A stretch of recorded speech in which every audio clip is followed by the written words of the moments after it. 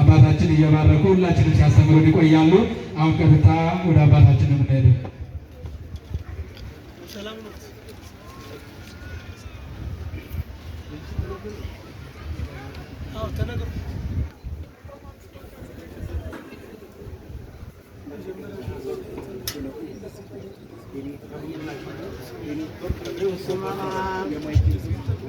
በስመ አብ ወወልድ ወመንፈስ ቅዱስ አሐዱ አምላክ አሜን። ክቡር አባታችን መላከ ፀሐይ ባርኮ ሥላሴ የዚህ የታላቁ ገዳም አስተዳዳሪ፣ በዚህ ያላችሁ ሊቃውንተ ቤተ ክርስቲያን፣ እንዲሁም ከሌላ የመጣችሁ የገዳማት አድባራት አስተዳዳሪዎች፣ አየተ እግዚአብሔር ካህናት፣ ዲያቆናት፣ መዘምራን፣ በደመ ክርስቶስ የተዋጃችሁ ኦርቶዶክሳውያን አባቶች፣ እናቶች፣ ወንድሞችና እህቶች፣ ሕፃናትን በሙሉ እንደምን አደራችሁ? እንደምን አረፈዳችሁ? እንደምን ሰነበታችሁ?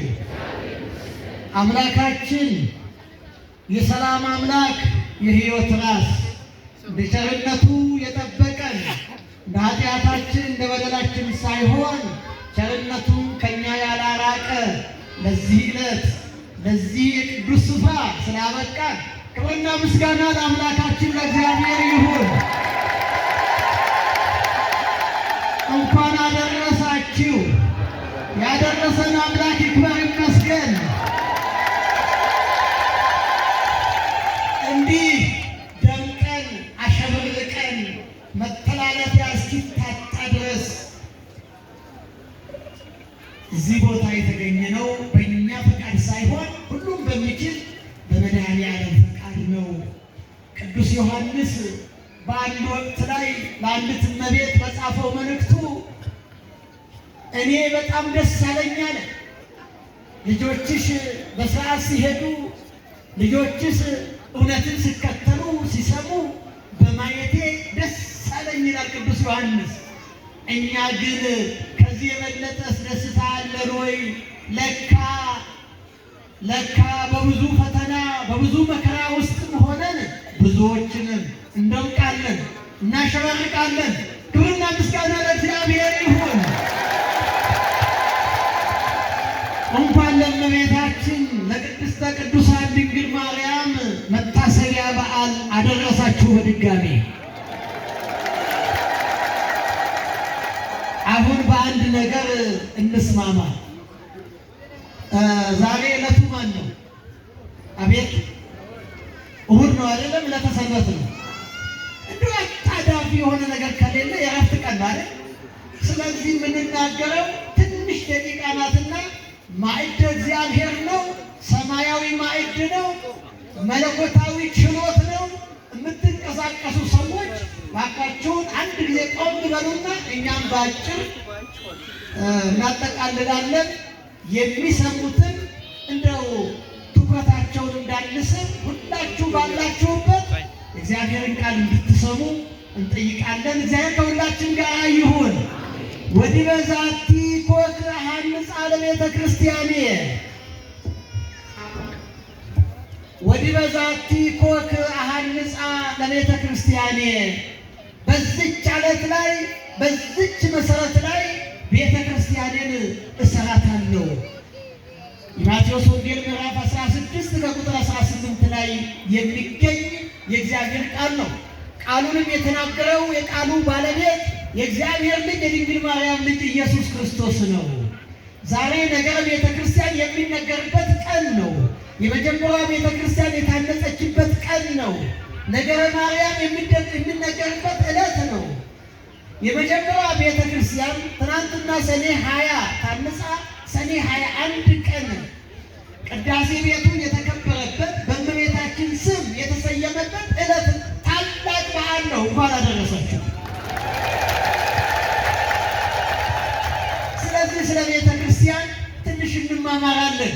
አምላካችን መድኃኒታችን ኢየሱስ ክርስቶስ በዚች ዓለት ላይ ቤተ ክርስቲያንን እሰራታለሁ አለ። ለማን ነው ይሄንን ያለው?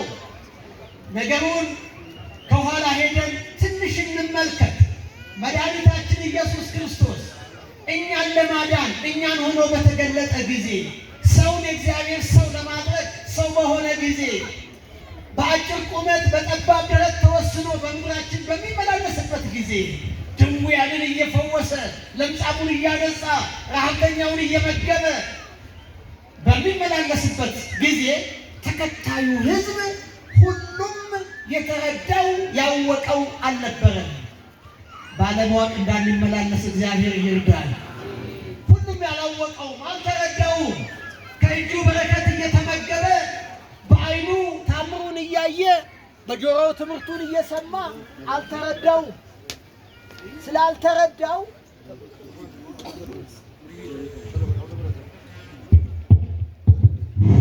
ስላልተረዳው አንድ ጥያቄ ያቀረበ ማን? መድኃኒታችን ኢየሱስ ክርስቶስ።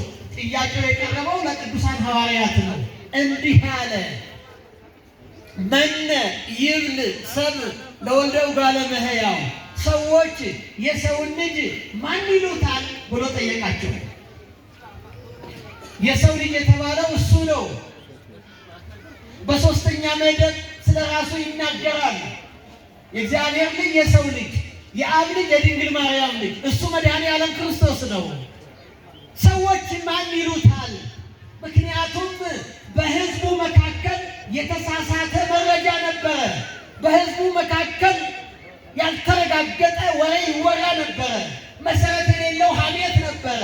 ምን የሚል ከነቢያት አንዱ ነው፣ ከገሌ ሊሆን ይችላል፣ እገሌ ከሙታን ተነስቶ ሊሆን ይችላል እያሉ የተለያየ በተሳሳተ ወሬ የሚወዛገቡ የሚወናበዱ ስላሉ ሰዎች ማን ይሉታል ብሎ ጠየቀ። ከቃሉ ጋር ናችሁ? ሰዎች የሰውን ልጅ ማን ይሉታል ብሎ የሚጠይቀው ማን ነው? ራሱ የሰው ልጅ የድንግል ማርያም ልጅ ኢየሱስ ክርስቶስ ነው።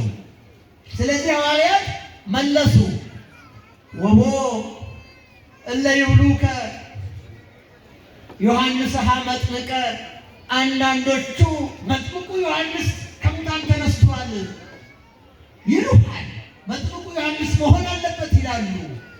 አንዳንዶቹ ደግሞ ኤልያስ ነው ይላሉ። አንዳንዶቹም ደግሞ ኤርምያስ ነው ይላሉ። አዛኝነትህን ርኅራኄህን እያዩ ኤርምያስ ሊሆን ይችላል ይላሉ።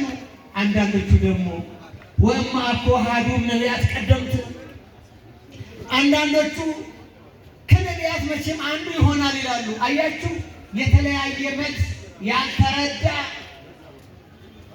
ሰው ስለነበረ አላወቁትም። እሱም ካለማወቅ እግዚአብሔር ይርዳን።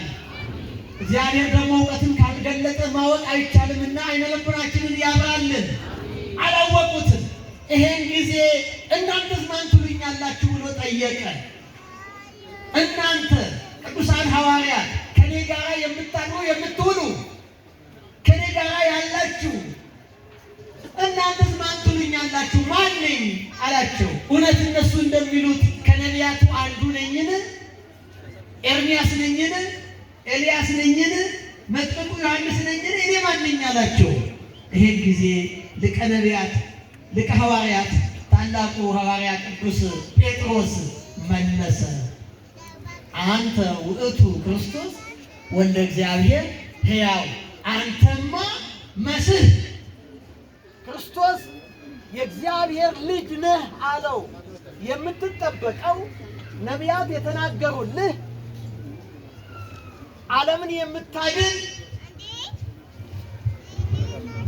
ክርስቶስ የተነገረልህ መሲህ የእግዚአብሔር ልጅ ነህ አለው። ጌታ መለሰና ብፁዕ አንተ ስምዖን ወልደ ዮና እስመ ዘኢከሰተ ለከ ዘሥጋ ወደም አላ አቡየ ዘበሰማያት።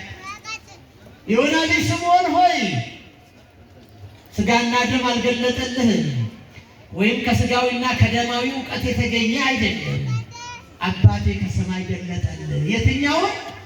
እኔ ክርስቶስ መሆንን፣ አንተ ክርስቶስ የእግዚአብሔር ልጅ ነህ የሚለውን የሰማዩ አባቴ ነው የገለጠልህ አለው። እውነተኛ ምስክርነት ስለሆነ፣ ሃይማኖት ስለሆነ፣ እውነት ስለሆነ፣ ደማዊ ሥጋዊ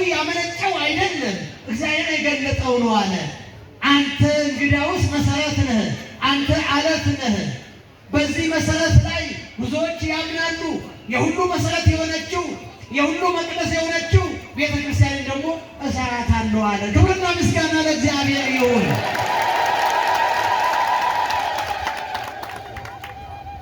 ቤተክርስቲያን በዚህ አለት ላይ የትኛው ነው አለቱ? ጴጥሮስ የመሰከረው ምስክርነት። ምስክርነቱ ምንድን ነው? ከኔ ጋር እንዲህ ትላላችሁ። አሁን ይሄን ብቻ ቃል ነው።